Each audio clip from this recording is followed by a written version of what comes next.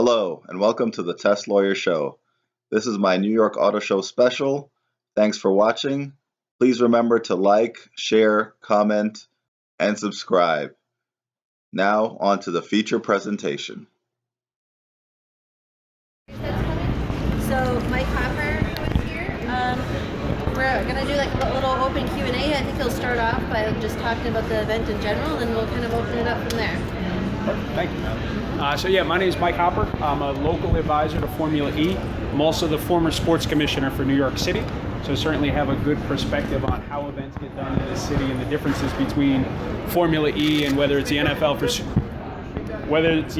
for Super Bowl or Major League Baseball All-Star games. Got a good handle on how these events come together, and certainly provides us some insight into this one. As you know, the NYC E-Prix is going to be on July 15th and 16th of this year. We're looking forward to bringing this electric street racing to New York City, specifically in the Red Hook section of Brooklyn. As you can see here, this is a course map for indication. This is Lower Manhattan up here, so you'll be able to get a full view of the New York City Lower Manhattan skyline, New York Harbor. Statue of Liberty is going to feature prominently in our race. We are underway with our course works and our civil works already.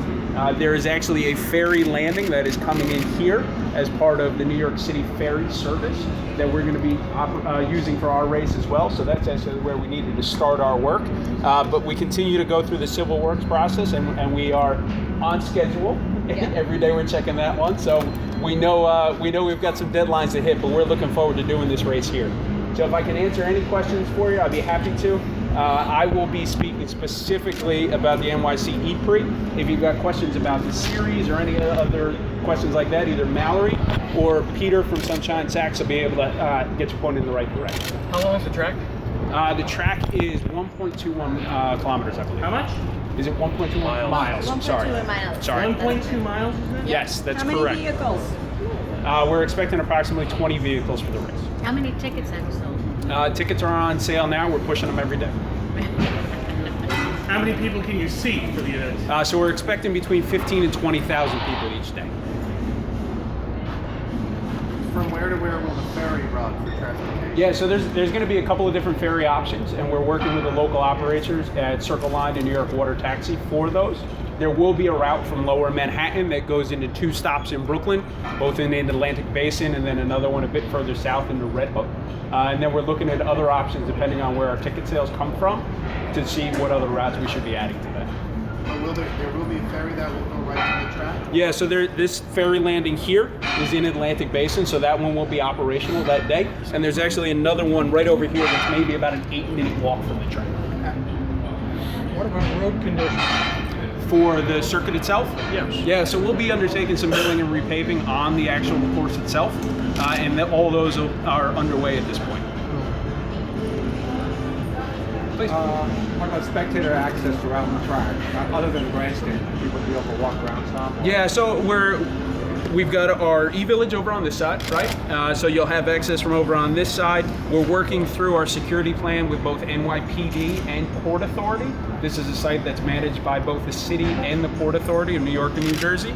So you might expect they've got some interesting and big questions when it comes to security and counterterrorism and those pieces. So I'd say our pedestrian or fan flow is something that's always coming together, and we look forward to making it as eventful as possible come race day. And charging station? No, so at this point we are not planning for any car parking. This is something that we are really focusing on a public transportation aspect. So that's why we're working with 2 ferry stops.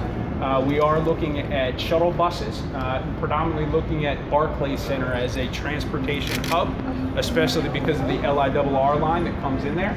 And again, we're looking closely and working closely with all the local agencies to make sure that those type of routes don't have an impact on the local neighborhood. Is the circuit being repaved? Yes, it is. There's plenty of parking at IKEA Red Hook. Can you partner with them for some parking? I don't want to break news for IKEA, but I know they've got a busy weekend that weekend, so they're expecting to use all their spots. So where did the idea for this get started? Originally, Alejandro Agag, the CEO of Formula E. Alejandro came to see me when I was a sports commissioner in New York City going about 5 or 6 years back now, and said he wanted. Who's Alexander? What's his name? Alejandro Agag, A-G-A-G. He's the CEO and founder of Formula E. Came to, and you are again, I'm sorry, you're Mike Hopper. Mike Hopper, and you're former New York City Sports Commissioner? Correct. Okay, sorry. No problem. Did you say city or state sports commission? City. Yep. Alejandro came to me before season 1 and said he wanted New York on the calendar. We took a look at locations, and to Alejandro's credit, he said, you know what, I'm going to go out, I'm going to do a couple seasons of this, and then I'll come back to New York with a proven track record, and I want to do it in the right location in New York City. Originally, it was supposed to be in Jersey around Mayhawk. No, that was Formula 1. Not Formula Formula 1. Yes, Right. ma'am. Sorry. That's okay. So Alejandro and I got together in early 2016 and took a look at what might be possible in New York City. And as anybody that's a local knows, if you're looking for a place that's got a backdrop of Lower Manhattan and the Statue of Liberty and the harbor and something that's really going to translate well in images and video, there's not too many options. So Red Hook Cruise Terminal quickly came to mind. Red Hook Ferry Terminal, is that? Well, it is the Brooklyn Cruise Terminal. This space here is a cruise terminal that is operated by Cunard Lines most of the time. It's got cruise ship service that runs out of there almost every 3 or 4 weeks. So that is a little other nuance that we've got to factor into our build and race schedule as well. But after just a couple of site visits, Alejandro knew he had what he wanted here in this location, and we've been working on it ever since. Are you going to be featuring any of the food vendors in Brooklyn? Brooklyn's been known for food recently. Yeah. Yep, so that's our plan. We've actually got an event coming up in a couple of weeks where we'll be meeting many of the Red Hook and the surrounding community businesses, and looking forward to working with them and understanding how we can integrate them into what we're doing.